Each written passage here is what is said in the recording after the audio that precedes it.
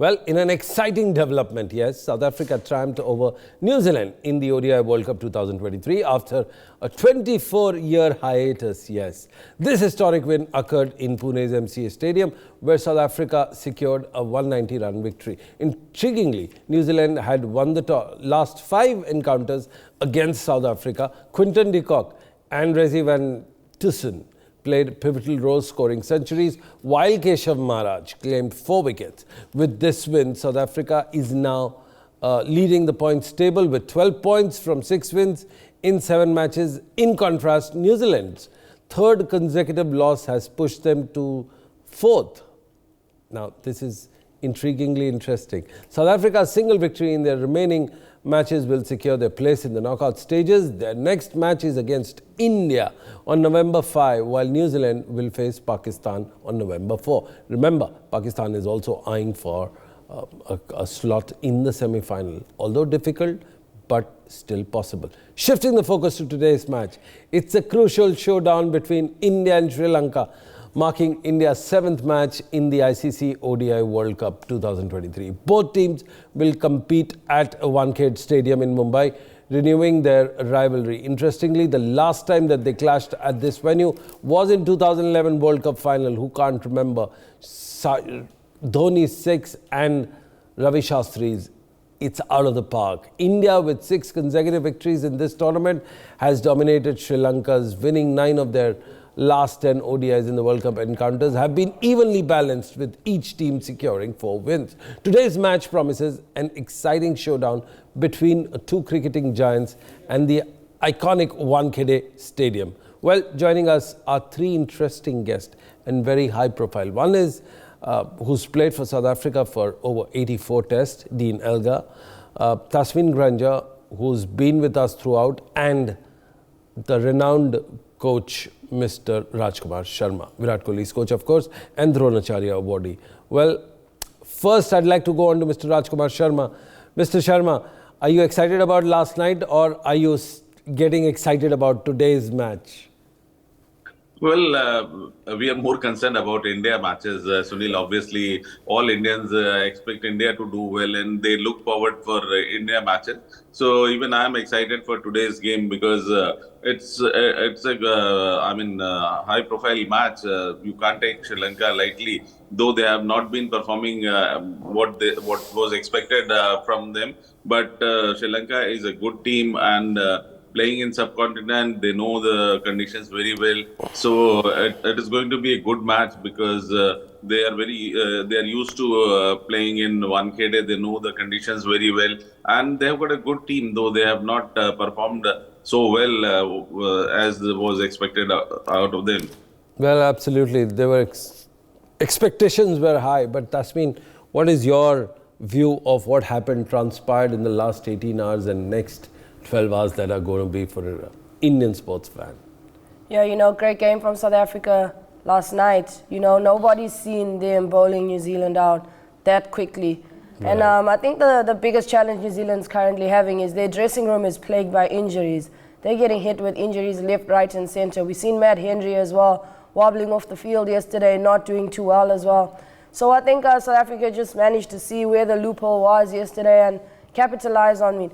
For me, Keshav Maharaj, brilliant. We've seen the track record of the Kiwis against the left-arm spinner, and he came in and he did something. He took a leaf from Santner in the afternoon of toss it up a bit, let it stop, let it grip and hold. He had actually quite a few brilliant deliveries based on the sim presentation and the amount of revs he gets on the ball. He was getting huge turn yesterday, and he had guys being bowled through the gate, and it was just brilliant for me yesterday from them. Absolutely.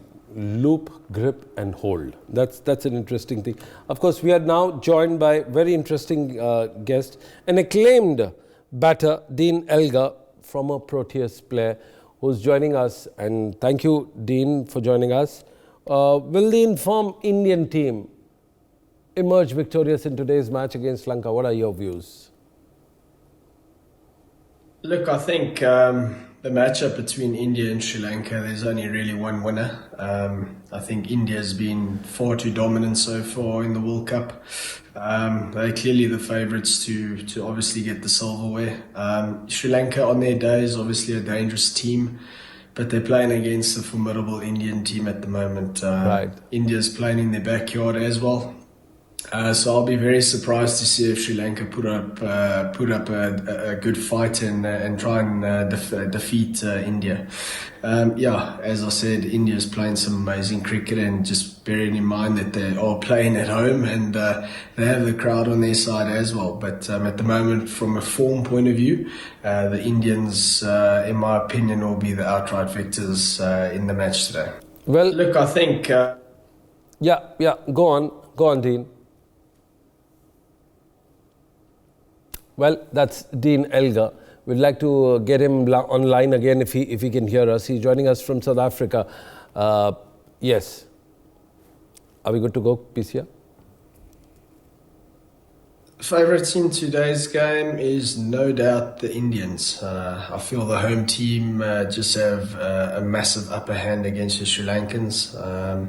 Them playing at home, massive advantage as well.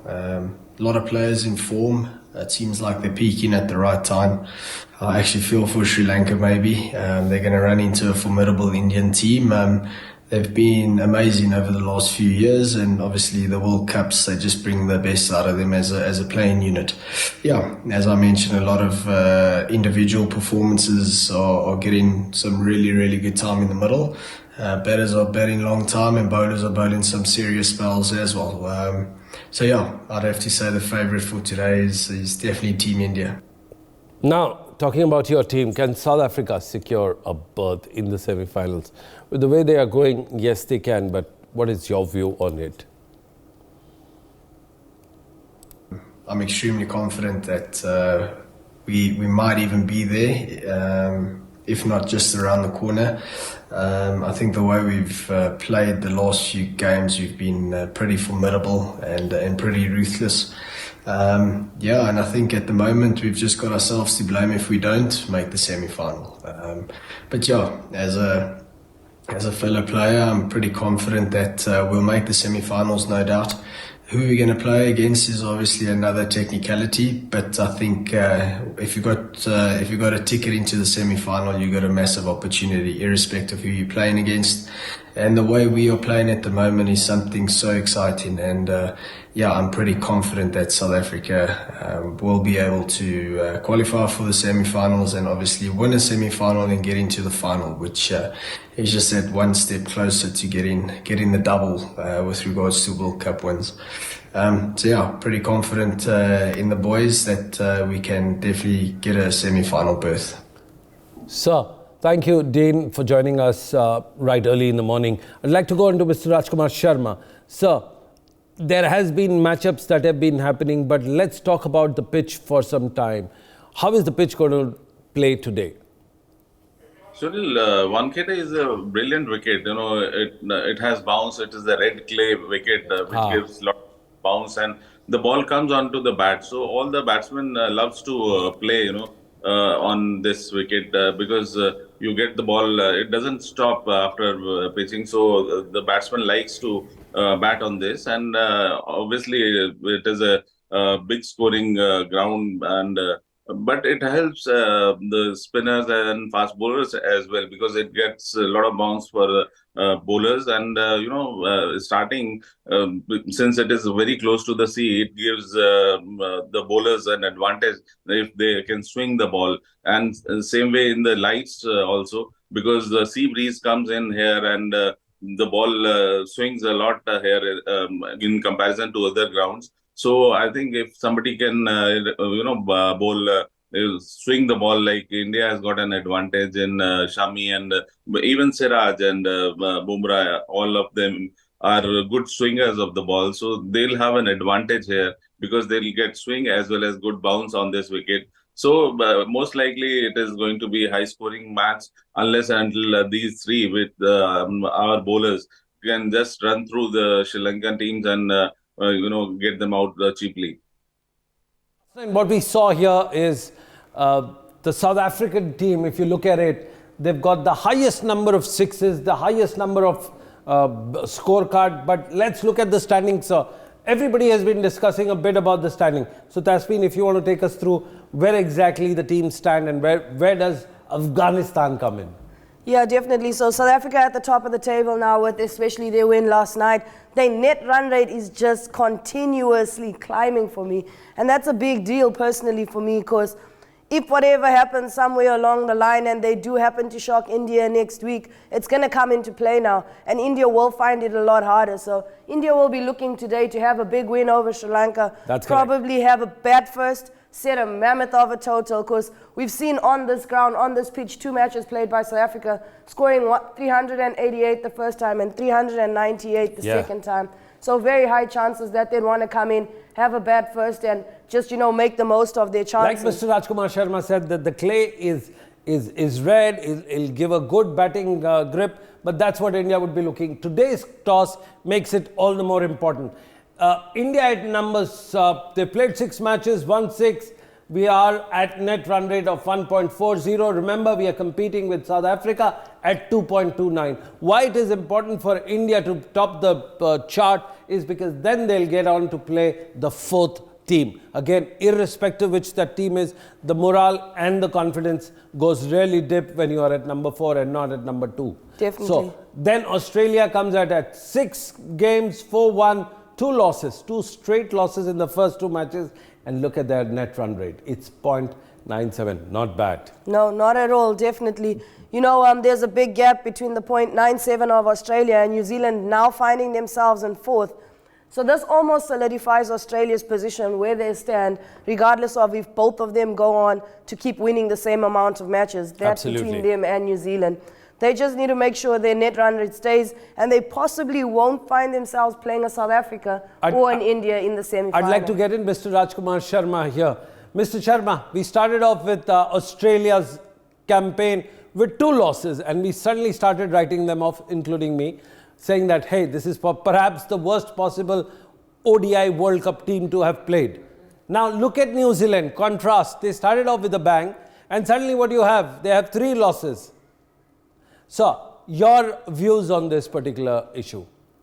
No, I was very confident, Sunil. I was always talking to you about Australia because they are the team to look at. They can fight back, and which they have done. Because they have the potential. They have got the players who can really win the matches, and they are match winners. In themselves. And it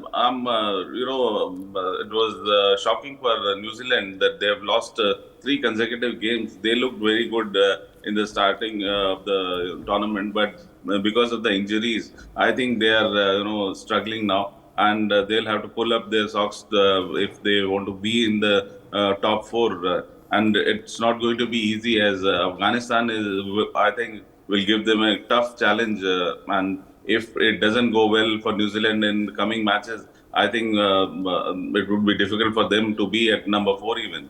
Absolutely. That's it. That's an interesting prediction you've made. Remember, Afghanistan has played 6 matches, which means they're left with 3 more. Assuming a crystal ball gazing, if they were to win all the 3 matches, they go on to 12, and it's going to be exciting by then.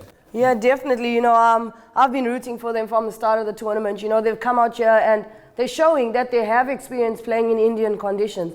They've shown that they've spent a couple of seasons here as well, and they're comfortable. They're comfortable on these pitches. They look good with the bat. They look good with the ball. And I believe they have great potential to threaten either Pakistan or New Zealand as well for their spot in the 4th place. The more important thing that we haven't spoken, which stats don't cover, is the heart with which that they play. Yeah, they've got a big heart. They've got a big match.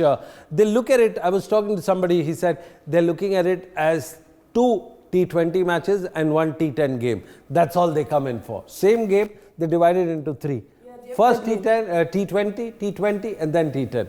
And that's how they play. Yeah, it's a great concept, I believe that it takes a lot out of the mental game as well. Mr. Rajkumar Sharma can agree with me on this one, that a lot of matches are played mentally before you even step on the field. So I think it's very important for them to find a structure, find that something that works for them.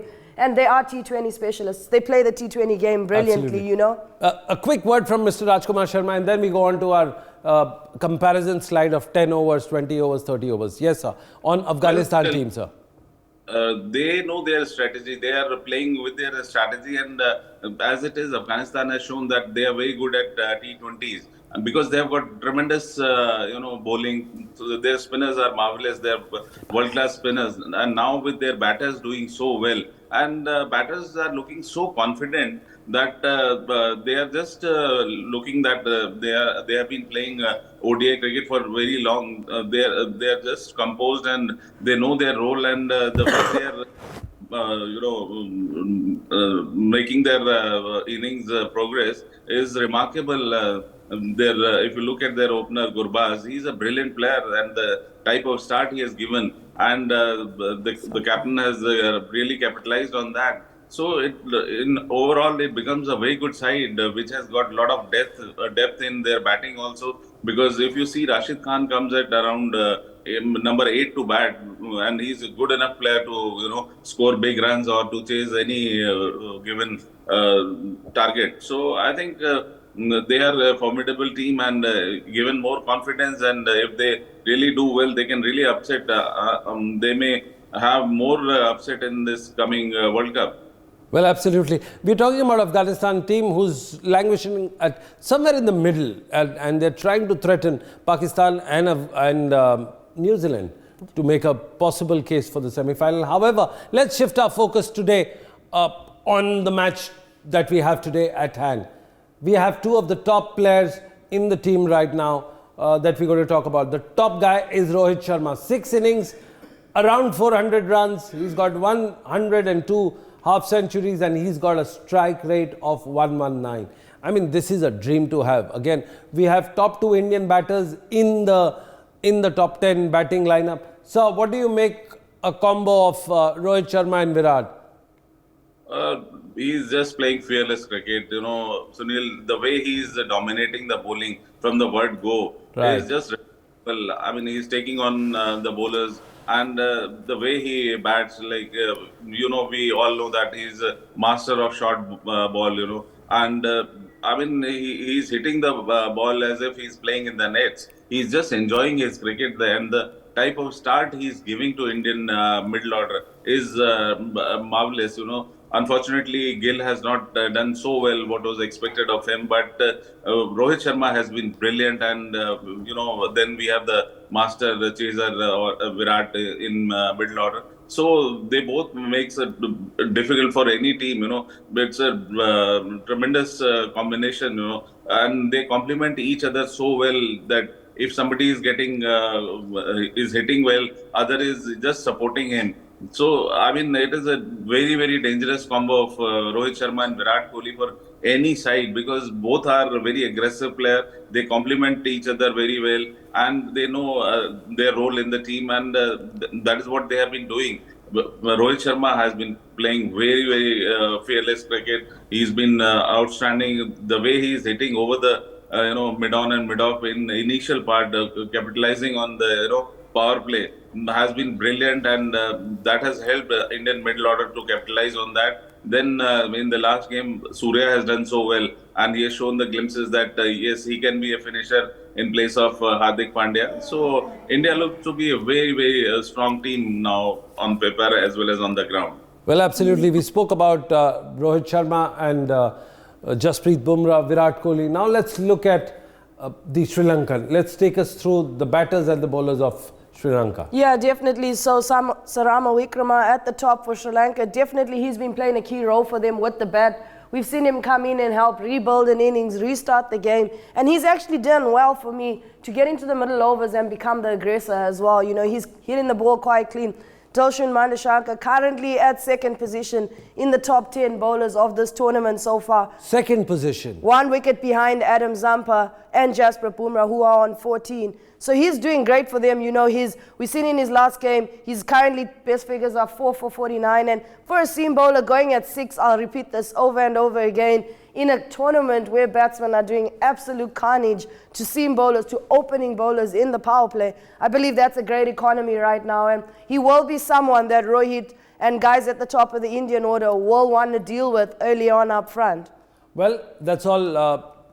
Now, this is an important team by bowling analysis that we still have some time 2 minutes, we can quickly take them. Tasneem, why don't you take us through and we'll talk about the So bowling. I'll run through it pretty quickly right now. In the first 10 overs, India has used 7 bowlers. They've taken 9 wickets. Same thing for Sri Lanka. Again, maybe 2 extra bowlers as compared to India. But both teams taking 9 wickets. That tells you that their seamers, their opening pair, their combination is doing the job for them, definitely. If you just look down in the second slide, they have an average of 2 wickets each within the first 10 in the power play, as well as even the runs conceded. 46, obviously Sri Lanka may be a bit more expensive in 53. Their boundary count is more or less similar as well. So this means that their seamers are pretty consistent. Their seamers come in and they're not afraid to hit their lines early on up front and ask those questions and see how well batsmen are willing to gauge them. Well, before we lock in today's program, just a quick word on the bowling part. We've discussed about the batting. We've discussed about the top batters from both sides.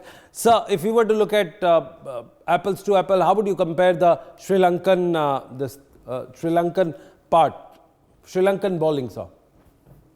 They have got good bowling. Madhusingha has done so well. He's taken 13 wickets and at strike rate is also good. And, his economy is around 6, which is good because he bowls in the power play as well as in the death overs. But if you compare both the teams, I think India is far, far ahead because we have got quality bowlers, and our spinners are even better than Sri Lanka. So overall, if you see, we have got Bumrah, Shami, Siraj, and Kuldeep Yadav has been really marvelous in this tournament, and not to forget Ravindra Jadeja. He's been doing his job quietly without being noticed, and he's an unsung hero.